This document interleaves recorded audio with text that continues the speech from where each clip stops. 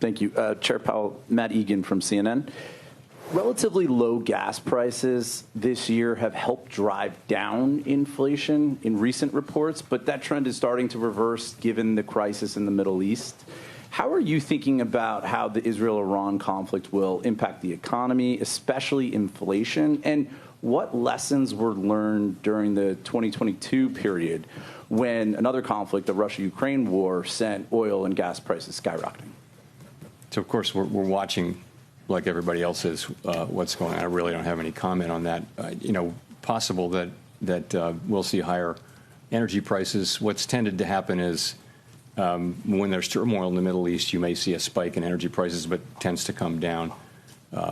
Those things don't generally tend to have lasting effects on inflation, although, of course, in the 1970s, they famously did, because you had a series of very, very large shocks. But we haven't seen anything like that now. The U.S. economy is far less dependent on foreign oil than it was back in the 1970s. So, but there. A quick follow-up. I've just got to ask you about artificial intelligence. Some technology executives have recently been warning that AI could wipe out a large chunk of entry-level jobs and significantly increase the unemployment rate. I'm wondering how concerned you are, if at all, about the threat that AI poses to employment. So this is the question. The question really is, will AI be more augmenting labor or replacing labor? And I wouldn't, we all see those announcements, including one today. I wouldn't, overread a couple of data points, because, AI should be creating jobs at the same time. It may be replacing, maybe doing both. Anyone who's done any work with AI will have been a little bit stunned at how capable it is.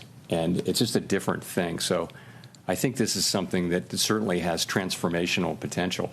And probably we're in the very early stages of it.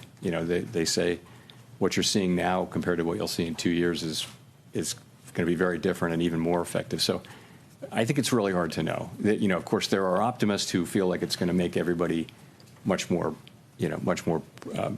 productive.